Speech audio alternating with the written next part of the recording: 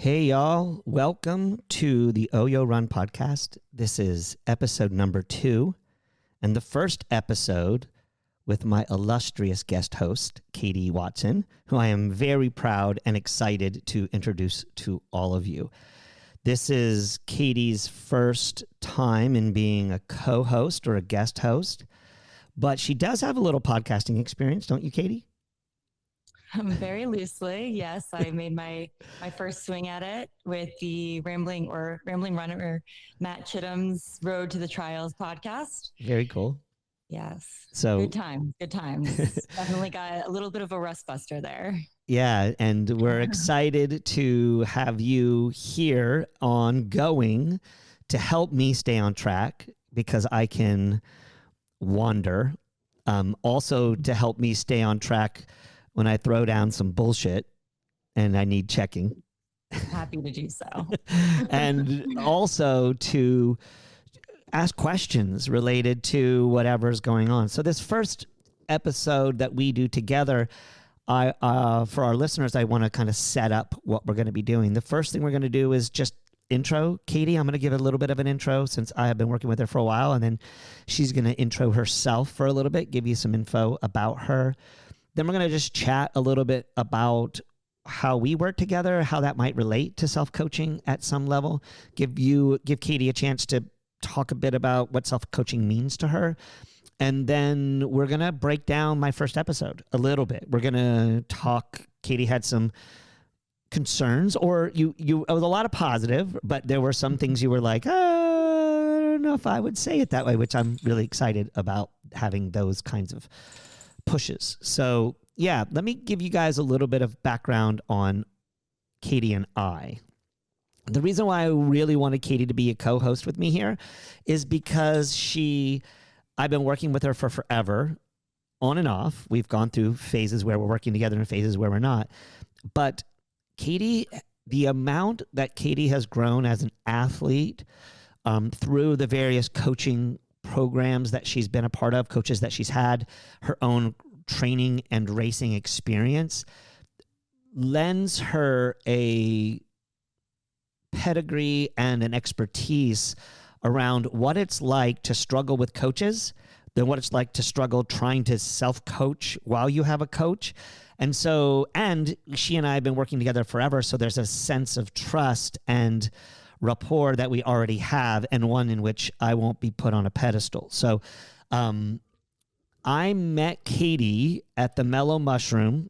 I met her over online first on an email, but I met her at the Mellow Mushroom. What year was it, Katie? 2011. 2011, when she was a senior in high school looking for places that she might run collegiate track and field. And she did a visit to the University of Texas. I met her and her father, and I immediately was like, yeah, you should come to Texas. So then Katie and I have worked at UT for the window of time I was there, and then I was let go because our head coach was let go, and that's just what happens in collegiate athletics. And then, as Katie will share with you, she shifted for a number of reasons. And then a couple of years later, she finished her collegiate career, and then she ended up back in Austin and was running with me at Rogue when I was at Rogue. And then I left Rogue, and Katie went off and did other things. And then I started Telos, and she moved to Colorado for a bit. And then when she reached out to me and said, hey, I'm thinking about coming back to Austin. Would you be willing to coach me? And I'm like, well, that's super cool. So we have gone through some psychic wars together. We've been through some shit. And so that's how I know Katie. And I'm looking forward, even as well as I know her, I'm looking forward through this podcast to get to know her better, because there are things that are going to come up in our conversations in which we're going to explore together. The other thing is there's something unique about the coach-athlete relationship, and there's sort of a hierarchy baked into it that's kind of required in order for it to function. And I think it'll be really cool for Katie and I don't socialize a lot. We're just in different worlds. And so I'm really interested to see what it's like to, and Katie and I are pretty relative equals when we do the coach-athlete relationship, but there is that subtle hierarchical position that just tends to take place, needs to take place. I'm not sure, but we're going to be doing something a little different here. And so you get a couple of different layers. You get the layer of the athlete who's been coached by the coach who's hosting the podcast. You get her working to self-coach herself simultaneous to working in a system. You've got an athlete who's competed at every level, the high school level, the collegiate level, the pro level. She's currently competing as a pro, not necessarily generating extensive amounts of money at it, but still working at a post-collegiate level, still competing, just qualified for the Olympic trials in the marathon at Houston. And so, yeah, so there's my intro, Katie. Where do you want to take it from there? How do you want to pivot? You know, the first thing that stands out to me is that it's funny you mentioned Mellow Mushroom, because when I think of our introduction, that's always the first thing. But the reality is, I think you and I maybe actually met at Penn Relays first. I believe that was first. And I was there for, I believe, a DMR, distance medley relay, running the final leg, the mile leg. And I met good old Ali Mendez. I will call her Ali Mendez, not Ali Cleaver. And met some of the other UT athletes. And from there, I guess somehow this knucklehead convinced me to come visit. And then we went to Mellow Mushroom. And that experience, another one that just cracks me up, because I was sitting there not eating my pizza because I was so focused on what you were saying. And I just noticed myself as you were talking, so much more focused on what you were saying, and forgot that, oh, wait, I'm about to introduce myself. What am I going to say? So I need to be mindful of that as we go through this. But yeah, I guess to take it a few steps back, I was dragged into running. I'd like to still say I'm a baller at heart. I started running because I was playing basketball, and my architecture teacher / track coach said, you know, if you want to be a good baller, you got to come out to the track team in your off season. And, you know, for some reason I believed that. And from there on, I kind of got dragged into sprinting, and then dragged into distance running after, I guess, a solid 2-mile distance long run, which was very long at the time. Let me tell you, I'd love that to be my long run now. And I started out with my PR my first year running was a 5:34, and then I ended my high school career with a 4:58. And that afforded me the opportunity to come again, meet with this knucklehead, Steve Sisson, to be able to run for the University of Texas. And kind of, I thought, gosh, all my stories are long story long, but I'll try to keep it short. Take as long as you want. You're not going to get a chance to do this again. So just go for it. We've got a lot. There's so much, we have so much history. Yes. So much history, so many good stories, so many funny stories. I think of, okay, I'm going to go on a little tangent. I think of that one time I was really sick in college, and I called you because I had no one in Texas, and I was like, Steve, help. I'm like, my throat's closing up. I'm really sick. It was 3 a.m. I didn't want to wake up my roommate. And you were like, okay, where are you? I'll bring you to the emergency room. And you tell the story that you found me wandering the campus of UT. So we've got a lot of funny stories. But back to, I guess, my running history and everything. At UT, for a fault, I will take full ownership over a lot of what happened at UT. I was leaned too far into the self-coaching, which we'll talk more about. I thought I knew everything, and I was going to do it the way I wanted to do it. And I have several emails to Steve and then the coach that came afterwards where I said, next year I'm going to medal at the NCAA championship. And let me tell you, I was in no place to be doing so at the time. And so it led to a lot of different injuries, getting cut from the team going into my senior year. And then because of those injuries, I was afforded the opportunity to get medical eligibility and run as an old lady for A&M in graduate school. Did not tell the UT coaches at the time that I was applying to A&M, because I didn't think they would sign the release for me to transfer over there for grad school if I did so. So then I was kind of playing both the burnt orange, maroon, bleeding both of those colors over time. But which makes me want to puke. But anyway, we'll leave that. I bleed burnt orange. So yeah. Anytime I wear that maroon shirt to practice, you give me a little look, and I'm not sure if I'm still on the team. You are. We have this thing in Texas, if you don't know, where Aggies and Longhorns are at each other's throats, but there's a deep level of respect. The main thing is that the people that would go to would come to Austin and go to UT are very, very different from the people that would go to A&M and move to College Station. So, like we find our places here, and they're mostly the way that you're brought up or the way that you view things. Some of it's political, some of it's rural versus a city, some of it, there's so many different reasons, but many times Aggies are Aggies and they're born Aggies, and Longhorns are Longhorns. Even if you didn't grow up in Texas, you would, I guess it's kind of like Penn and Penn State, or Virginia and Virginia Tech. That's probably more accurate there. There's just a difference between those programs. So yeah, and we take our collegiate sports very serious in Texas. Absolutely. Yeah. Well, I always like to say I'm from New Jersey. I don't believe in this whole rivalry.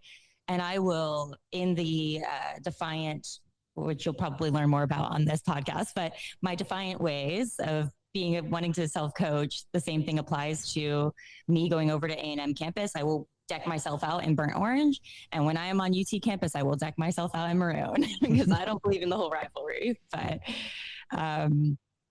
I mean, if I were in your situation, I would do the same thing. So, when in Rome, right? When in Rome, be with the Romans. Absolutely. we like to mix it up a little bit, so it's good.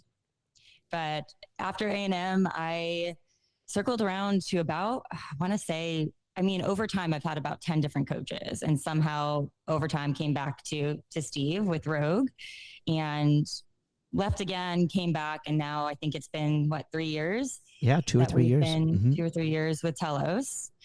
Along the way, I guess when I was with Rogue is when another time of getting dragged into further distance running, I was thrown into the marathon and somehow still sucked into it.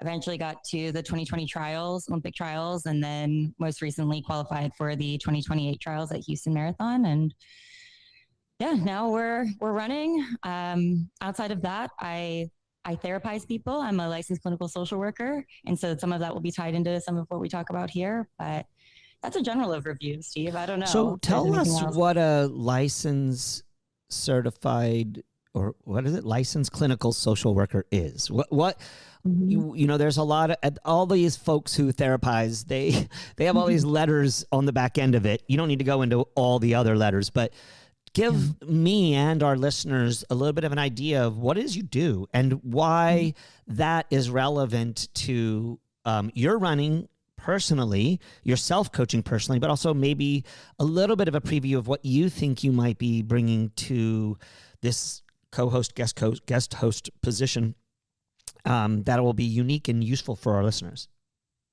Yeah, so I will say I'm a little obviously biased. Licensed clinical social worker. How do I want to say it? There are various routes, I guess, you can go for being a therapist. There's the licensed clinical social worker. There's the psychologist route. There's the LMFT, licensed marriage and family therapist, other options. For me, the licensed clinical social worker route, again, biased opinion, I very much appreciate the well-rounded view that it comes from. It keeps in mind different systems, as opposed to maybe a psychologist is more focused in the brain space and that doing more of a cognitive behavioral therapy, working more with that, as opposed to, again, keeping all the systems that really make a person who they are in mind in the work we do.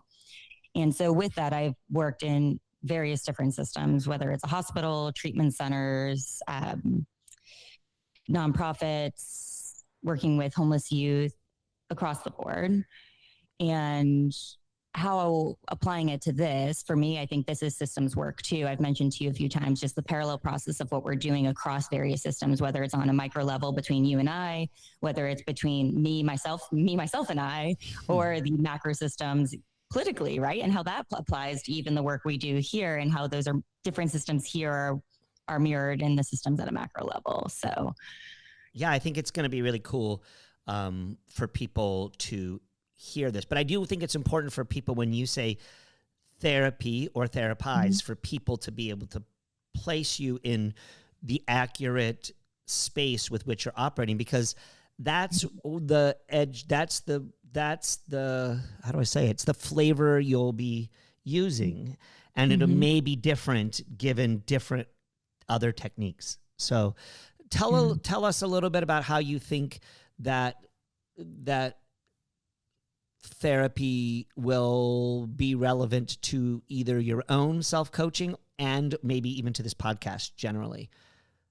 Like how you think, what you think you'll be bringing beyond giving Steve shit, which you will be doing. Yeah, absolutely. It's my favorite. That's why I'm here, really. But I guess there's a few different thoughts I have on this. One is I want to be mindful not to just bring my therapist part into this podcast, because I think that that's a very specific lens, or I might speak from more of I'll say like a caretaking lens as a therapist sometimes. I want to be able to bring in some other various parts of me as an athlete, as a part of me, or just even like just being a human. And however, that therapist part of me is one that challenges people. So you will be seeing that here, and is one that will validate some of the things that you're saying, but it's also just bringing in not only that interpersonal relationship and how that's applied between the therapist and you in this podcast, but also, again, going back to the systems and how looking at those different systems as a therapist with my clients applies to what even a coach will see with their athletes, and how those systems are very similar. Cool. So we've got all the Katies. Just like you've got all the Steves. So they're all welcome here. They're all welcome here. And we are excited. I'm excited for you to be on this journey with me, because I have a tendency to view coaching from two minds. One as the person hired to get a job done, because the client, in this case, an athlete, and I always use the term athlete, it's very important to me that we distinguish the athletic piece. I assume it's a higher level order. It's a higher level order of being an athlete than it is a client. Because I think that's the piece where my tendency to think about the whole person comes in, the body, mind, soul, which is very important to my overall view as a coach. And so I think it's really important for people to realize that what a coach does is more varied than they may be seeing with their experience having been coached or currently being coached. And again, this podcast will have me doing exactly like you are, putting on my coach hat, putting on my athlete hat, putting on how I'm self-coaching myself, how I'm working with you uniquely as an athlete in this regard. And so I think these are the things that make the potential of this podcast great. There will also be other or guest hosts as well. So there's going to be a lot of different flavors. And what I'm really excited about is that when people know that you're on, they'll know that that's the flavor and the jam that we'll be on, which is cool. Just because it was so powerful for me on the Keep Going podcast and on my Running Rogue podcast. I mean, every podcast where I've had co-hosts has always been just so much more fun than me just talking into a microphone, which I think I've gotten better at, but still it's not the same as having a back and forth with a real person who cares about the content, that cares about the listener, and cares about coming across in a way that is coherent, cogent, and positively impacting people. So I think we're going to have a lot of fun with that. One thing I want you to touch base on, a question, one of the things in our lead up to how we decided we were going to do this particular episode, but also overall, because it's a theme overall. You mentioned how there's a tendency for you to sometimes go between uncoachable and highly coachable. And I think because I don't really have that same experience, I didn't come to self-coaching in the technical term until much later in my running career. Although I will say I always self-coached while I was being coached. I was always very critical of my dad, who was my coach. And then of one year I had another coach before my senior year in high school. And then when I went to the University of Texas, I was very critical of my coach there. So I think I've always been in this self-coaching thing. But I'm curious because it's something you've highlighted multiple times in conversations we've had about this coachable, uncoachable part of you. And can you I think it'll be helpful for our listeners to realize not only are you operating in a space that says you've been experienced at both levels, but that it's a struggle and that it's, and I read it from you the way you've shared it with me. It's an ongoing struggle. It's not something that it's not just set like, oh, I got it now. I'm one or the other. So can you talk a little bit about how your experience has played out, but also how you are with it now? Yeah, absolutely. I think over time, what I've seen, I'll start on the opposite side of the spectrum, the side of being very coachable. And I don't even know that it's being very coachable, but being coached. Because I think there's the coachable is actually in the middle ground between the being coached and self-coached. But I think the opposite side of the spectrum of what I've experienced is people really relying on their coach to give them the workouts, to tell them what to do, whatever it may be, which makes a lot of sense, right? You have a lot more knowledge around so much more related to athletics than I do. For me, however, I started out, I said before, I grew up very independent, very self-reliant, very much my way or the highway a little bit. I was a little defiant, as I said before. And although I think my high school coaches, I would love for them to listen to this because I think they would think I was coachable to an extent. I don't know, actually. Now I might ask them. We might need to get them on this podcast. But they might have seen me as coachable because, yeah, I followed their workouts. And, late at night, I would run right past my coach's house because he lived up the street from me in high school and go add 2 more miles because that's what I thought I needed to do. So for a variety of reasons, I decided I knew better than these coaches and I was going to coach myself. And I was not the appropriate authority over that at the time for various reasons, right? Yes, I need to be able to self-coach, but I didn't really know myself. I was just doing what I read online based on the elite. So I was looking externally as opposed to internally. And over time, obviously, that did not work. I've had every injury you can name multiple times over. And leading into today, I think that, I do think I've reached a point where I'm more in the middle ground. Please feel free to bark back on that or push back on that. No, I would completely agree. You have gained so much in the last 2 to 3 years since you came back from Colorado. You and I needed to work out our relationship in some unique ways. We had patterns that we needed to reframe because we were different people at that point. And I think we've both been pleasantly surprised by the other's ability to honor your current experience. Look forward to what you might offer. I'm really looking forward to what I provide for you. And then I'm really listening to you about it. And, think about this, Katie, super interesting for me.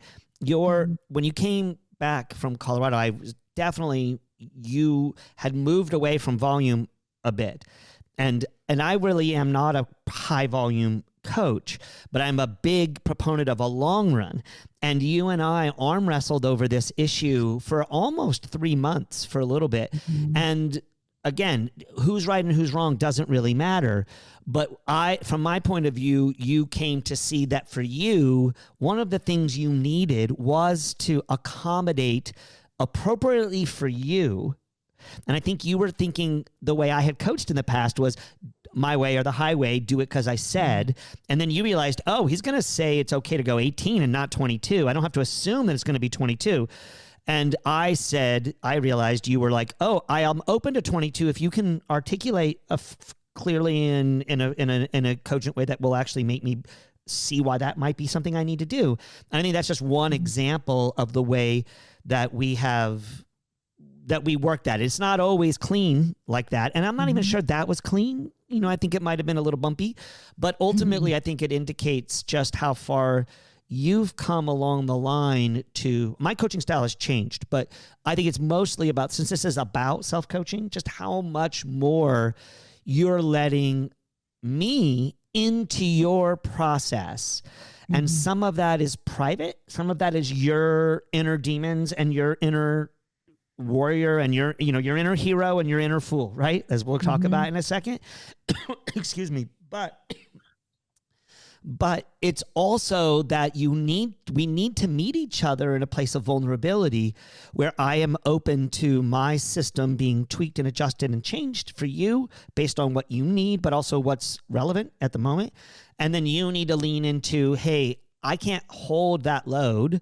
And maybe I have blind spots, or I've got a pattern that I can't see that he might be able to help me with. And so that's really what I'm hoping for our listeners. I'm hoping that they can begin to sense, especially as we go into the deep end with topics specifically, how that interplay continues to work. Again, I want all the Katies, and whether you like it or not, you're going to get all the Steves.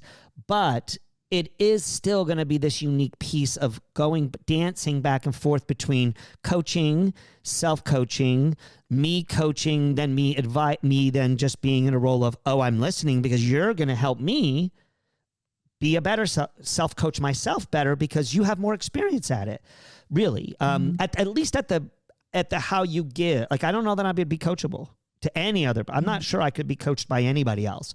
I just know too much. But then I say, but the unknowing, right? That uncertainty and that unknowing is the place where the beginner's mind sits, and it's the beginner's mind where real creativity, real flexibility. You and I will be referencing a book that has been really influential on both of us called Free Play.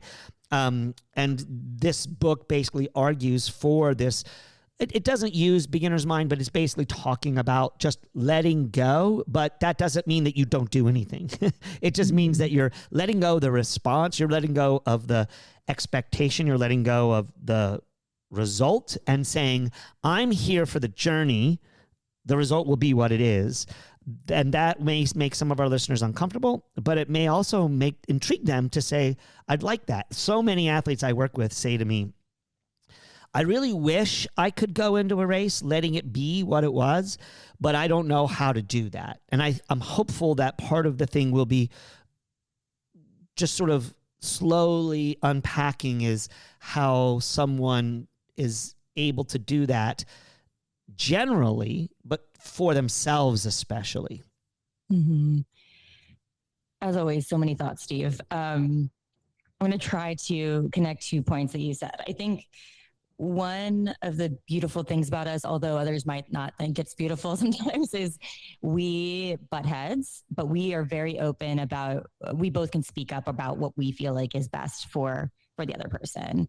And what I think is really cool about your coaching style is you kind of let me, I'm going to use appropriate language, frick it up a few times, and I have to learn from it, right? Just as like we have to learn from those mistakes. And I think that similarly, maybe you can, again, tell me if I'm wrong about this, but I think that sometimes when I stay like, nope, I'm doing it, and it turns out well, I think it makes you also think a little bit differently about the approach as it applies to me, maybe how it applies to others.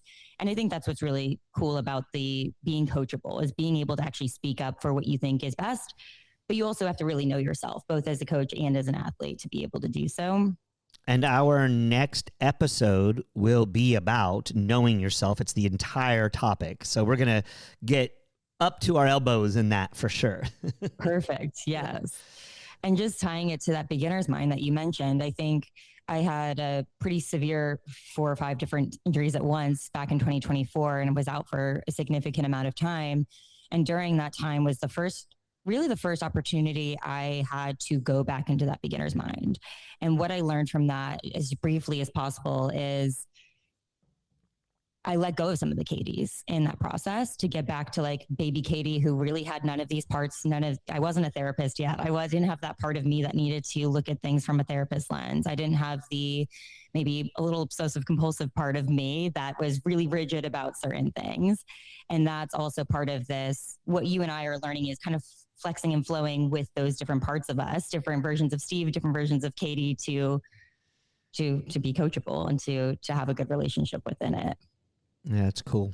I mean, I just think, yeah, I mean, all of these are reasons why I think we're going to be a good co-hosting pair. So hopefully our listeners will agree. So I think that's good for introduction. Why don't we pivot a little and give folks a little bit of a taste of how we might be working together when we have topics. So you were able to listen to the first episode and you had some notes about it. I don't know. We didn't talk about this. Do you want me to prompt you, or do you just want to jump in? I think the first place to start is my quote, because both of us have a deep experience with Bev Kearney. Both of us. I don't know how much you appreciate her. I appreciate her. She also made my life absolutely fucking miserable. I question some of the things that she did as a coach, but you just can't argue with the results that she got. And she knew, and as an African-American female handicapped queer athlete in athletics through the 80s and the 90s and the aughts, I mean, she was a powerhouse. And in order to be successful with all of those, I'm air quoting here for everyone to know, negative tags at the time, things that were significant challenges, she still was able to not just change people's lives, but change people's lives and win. And if it didn't come in a perfectly beautiful package, it came in a Bev Kearney package. So anyway, that's my frame with Bev, and I'll let you talk about it. But I said, Bev said something to me that blew my mind and really changed everything for me when she said, because I was taking myself so seriously with my athletes and so focused on their performances because I thought that's what was going on. And she said, you have to hold your own. She asked me to read a book called As a Man Thinketh, I think is the name of it. And it was like, you need to get your shit straight, and then you're going to be much better off to be able to help people with what they know. Because even though you know all the things you need to know, you don't know how to tell people because you're not in your own power and in your own strength. But she said, coaches can't build or destroy. They can only enhance or detract. And I said this in the meeting, in the first episode, that was so impactful for me because I was just able to realize it wasn't about me. At the first step as a coach for me, it had always been about me. And then I was able to start to realize, okay, it's not, but how in the world do I bring me out of it? And I think that has been I think she might have told that to me somewhere 2006 to 2008. So it's been 20 years before I'm actually able to like really feel like I'm now a 100% a full true believer that all I can do is enhance or detract, but I can't impact the way what an athlete does with the content. And the more I try to control it, the less they're free. And the more I give them freedom, the more they feel the need for the constraints that help them succeed. So, I mean, there's a lot of nuance here that we could probably do a whole episode just on this quote. But tell me how you're referencing that. You had some definite thoughts about it. And please, if you have any thoughts about Bev, just because I'm a big believer that everyone needs to give credit where credit's due. We don't need to tell people how somebody didn't help us, okay? Nobody needs to hear that. What we need to hear is how somebody did help us, because that's where we're moving. We're not moving into what went wrong. We're moving into what goes well. So, and I know you had a complicated, every athlete that I worked with at UT had a very complicated and complex relationship with her. So just curious, both your relationship with her quickly, but then also what you're thinking about this quote. Yeah.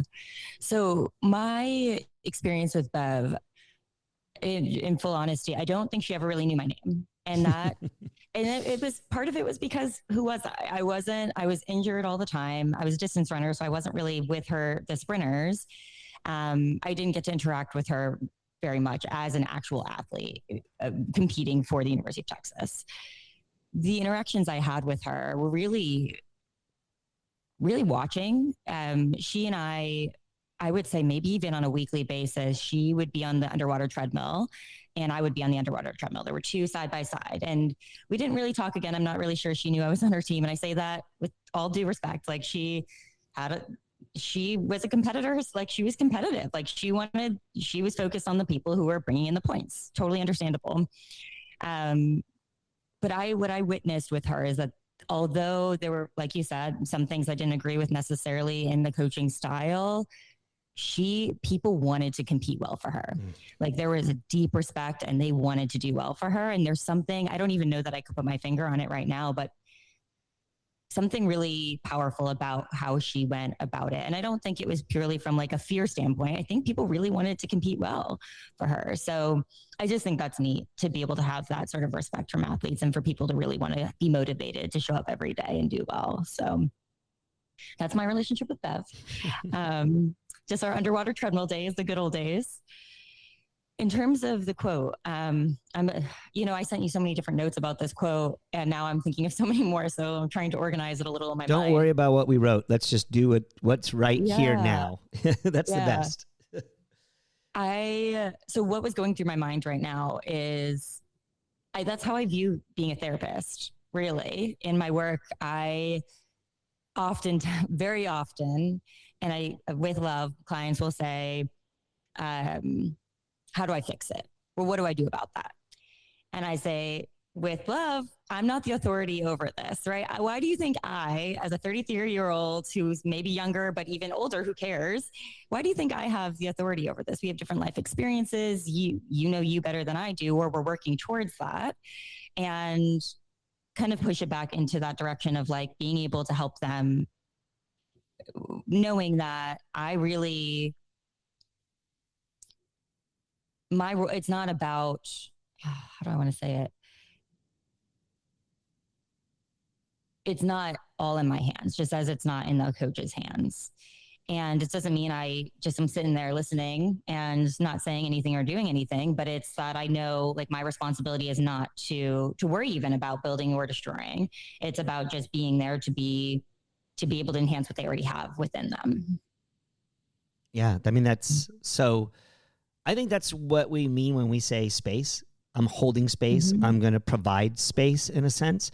And I think this is something our listeners who are thinking about, who are already being coached, if you have a coach and you're trying to figure out how to self-coach, you need to provide that space for yourself, because your coach, depending on your level of connection with them, your ability to their knowledge of your background and your experiences really impacts their ability to hold space for you. And even if they're really good, I think I'm pretty good at holding space for my athletes. But even then, every athlete needs to be able to hold space for themselves. And this does not happen. So this does not happen. So one thing about this quote is coaches can't build or destroy. They can only enhance or detract. What's really key here is that if you are self-coaching, you need to realize that some of the systems that you put in place, whatever you're following, whether that's a system where you have a coach who's giving you all of the details or some of the details, or you're following something like the Jack Daniels method. The Daniels method is a fantastic method. It's a wonderful way to be self-coached while you're utilizing a system. And there's so many systems out there. Greg McMillan has a system. Brad Hudson has a system, which was fantastic. I'm going to be doing episodes with 2 other co-hosts where we're going to break down a variety of systems, different systems from different people.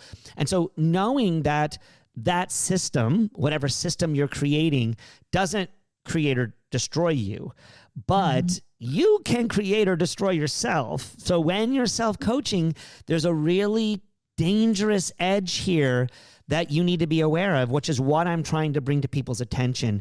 And those of you who are already self-coaching and maybe have been for a while, you need to check yourself. You need to check this aspect of knowing that you have 2 roles you have to play. If you're writing the system, the level of challenge and difficulty and knowledge and responsibility are much higher than if you're following a protocol or program.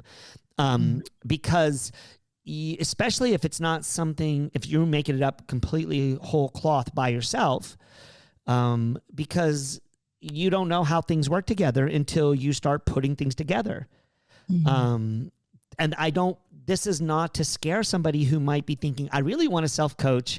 I don't want to follow a system. I want to make up my own system. What I would just say is that system, whatever you create, won't build or destroy you. But it does need to be comprehensive, consistent, and not just flying all over everywhere and throwing spaghetti on a wall, because that won't work.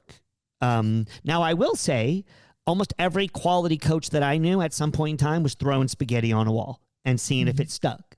And some of us were given an opportunity to do that in a variety of places where the athletes were not on the cutting edge of absolute collegiate or professional performance. The higher the level the athlete, the taller the building, the scarier that tightrope is. It's a tightrope at 2 inches above the ground or 20 floors above ground. Either way, it's a tightrope, but you're in a position where you're going to... that throwing spaghetti on a wall was one in which the athletes were frequently very excited just to be in the presence of somebody who had knowledge and in a community of other people that they could do work. And so I got to do a lot of testing.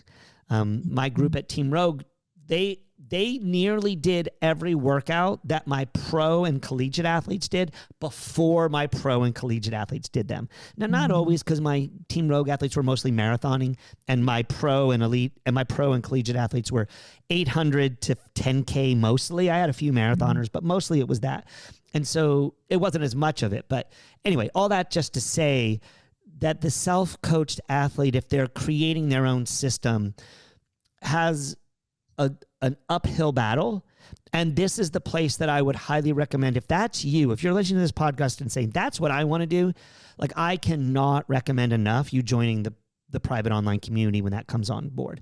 Because what you're going to want to do is to bounce ideas off of other people, bounce ideas off of me, and maybe you'll be in that community where they can bounce ideas off of you. And none of us in that community are going to be coaching each other, but we're all going to be on a journey to help each other see how we're coaching ourselves and then give suggestions from our own experience. And I think it can be really powerful to sort of co-create or co-organize. I forget all the other buzzy words that meet this particular co-thing where people are doing it together. But I do think it's a community space that can be really, really powerful. And then the second thing I just want to say about this, because I just need to riff on, this is part of why I'm doing this podcast, is I'm so fucking proud of you, of everybody that's doing the self-coaching. I just want to honor it. It's very similar to how I feel about when people tell me in my community or people that I know who are friends, when they tell me they're having kids. And I'm like, thank you. Thank you for taking your life seriously, taking responsibility for the things you say and do, and honoring that life is about living. Life is about risking. Life is about taking chances. It's a crazy world out there. It's a lot easier just to get it fed to you like a baby eating baby food. But that's not going to make you a great athlete. And that's not going to make your experience meaningful at the deep level. You're then just going to be operating from this level of, I need the result. And then therefore the journey of it, this process of knowing that the doing of it is as important as the achievement. Each mile is equally valued as the final steps across the finish line, where the time represents the feeling that you wanted to have when you came across the finish line. So it's a big hat tip here to anybody that's taking this journey with us, and anybody who has the courage at any level to self-coach.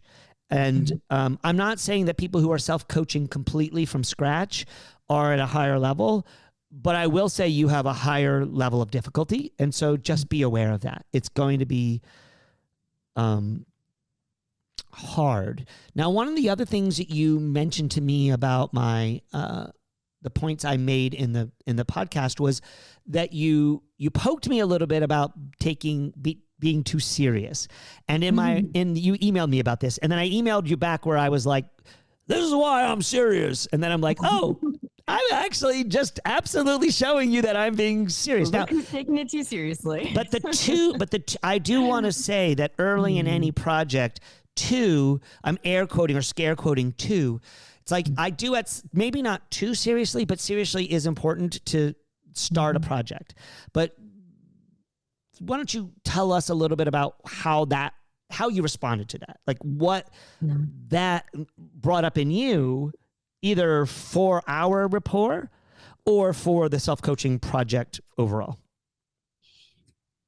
Yeah, I think so. The seriousness is important because this is important, right? So it makes sense that serious part of you might come out a little bit more. For me, where do I want to start? I guess on a personal level, I think that when I am around people who I can sense maybe it's a part of them that's showing up, like your serious part, as opposed to maybe what I feel like is more you, it actually makes me feel really less safe in some ways, like not feeling like I'm disconnected because it's not for me. I'm not connecting to you. So I think that's maybe on a personal level how I was feeling in response You're to that. thinking I'm Coach Steve, not Steve.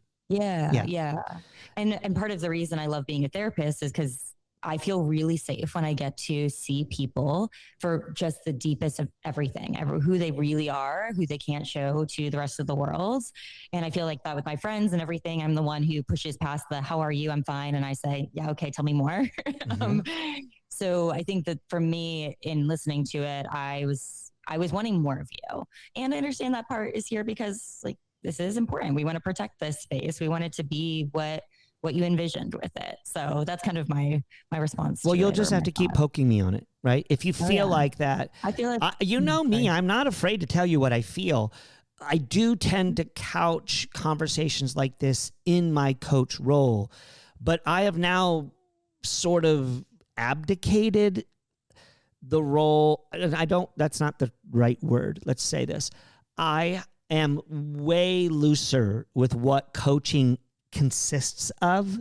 Mm-hmm. And so the role is only relevant to, here's how the role is only relevant to the people I'm having a conversation with. Mm-hmm. And as this podcast continues, it will allow me to be more real or more me. I think I'm real too. Again, it's just speaking at the level to the person at the level they're at. And then I think for the first 10 or 15 episodes, especially as we go through these fundamentals, they're kind of not fucking around. Like you got to do this stuff, in my opinion. And then I think in there, you can continue to challenge me to stay open so that people can get as nuanced a point of view about it that doesn't just include Coach Steve, but also athlete Steve watching people on a journey, Steve, the various ways that I can be. And so I do think one part of it might be, I did mention, I don't know, you and I didn't talk about this. I did mention I wasn't going to be too philosophical. And you know me as this dude who will go off on all kinds of tangents around this. I am going to be still doing that, but I'm not going to frame concepts every time at a deep philosophical meta level, because that's not who I'm talking to. And I will be doing that in another avenue at some point. And so I do see that. So just know you're free, but also my defense is it's early. If there needs to be a defense, it's that it's early and it's, who am I talking to? I'm not sure yet. I'm not sure who's listening. I have an idea of who I hope will be listening or who, scare quote, should be listening, but we don't know. I don't know. And so it is hard for me to know at what level I'm speaking. And so yes, call me when I'm being too serious. Yeah. And okay, now I have 3 thoughts. This is how I just have to build them up in my mind because I'm thinking so many different things as you talk. But one, I have to call you out because even earlier, just a few minutes ago, you had said, hey, don't look at your email where we had our notes about this. Just be you, go off and do your thing, right? And for me, being me is going off in my ADHD brain and speaking to you just as I am right now. And that is the less maybe serious side. So I think you were asking me to do that. And I similarly would love to see more of that too from you. I feel that more today too. Another thing I think about is, I guess, 2 pieces. One, you said this might be a defense for me. And I always question, like, what is the fear here associated with that defense? Like, what are we really afraid of? And yeah, I mean, that's a very easy answer for me. The thing I'm mostly afraid of is being able to relate to my potential listener. So in essence, this is a project. I feel like, I feel this is a gift. I stated that and I mean it. I'm hopeful that comes through. But when you give a gift, you think about who you're giving the gift to. You try to pick an appropriate gift for the person. You don't just get a gift to go give a gift. And so I think that there's a bit of hesitancy, nervousness, wanting to be a clear host, right? That allows me to hold the space that's showing up here.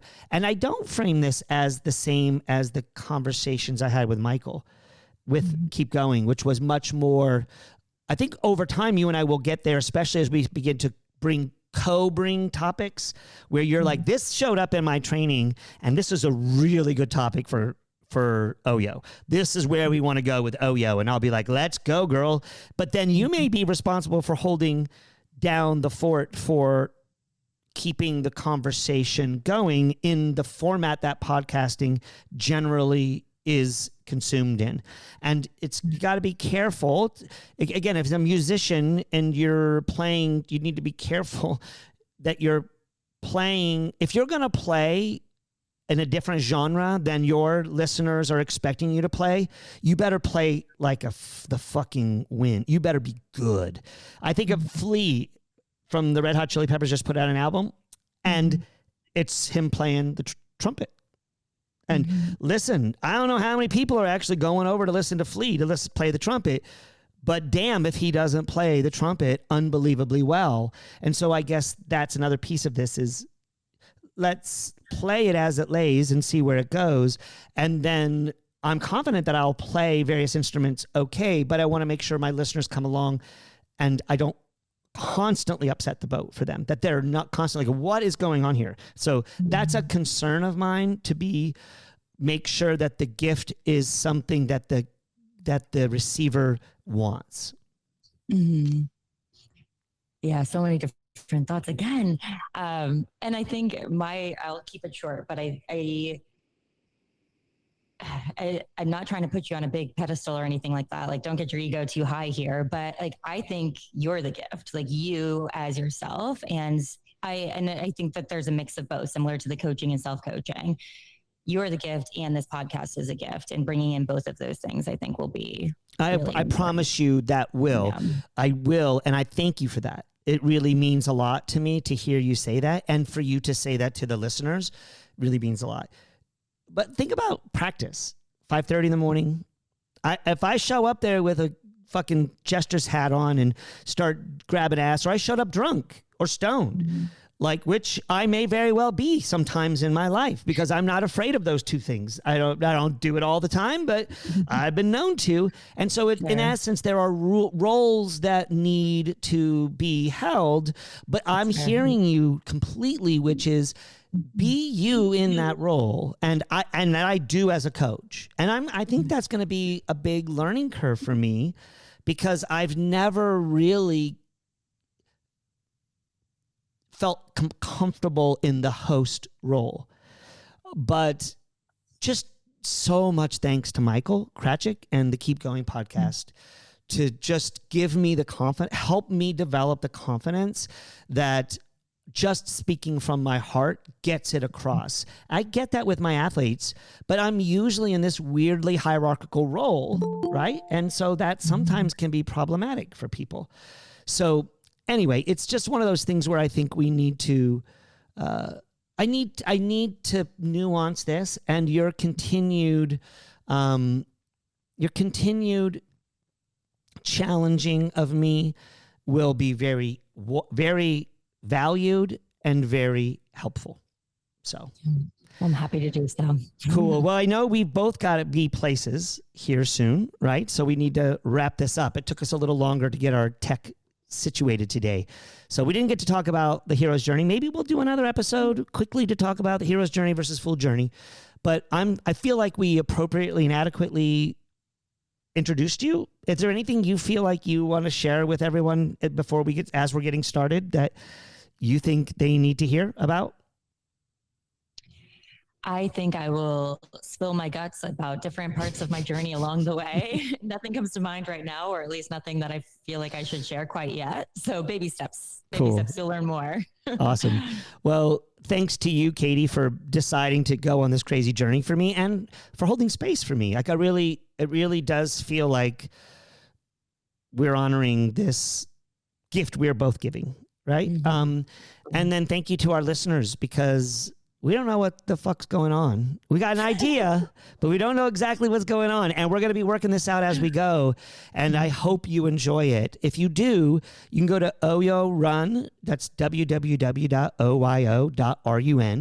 and get more information about me, get more information about what's going on. I'll be putting up my guest and co-hosts' bios. But also there'll be a newsletter for you to sign up for, and that will give you more information about what's going on a monthly basis. And then I'll be announcing a online community that we talked about a little bit today. So yeah, I'm thankful for everybody for listening. I hope you enjoy, and y'all be well, and Godspeed.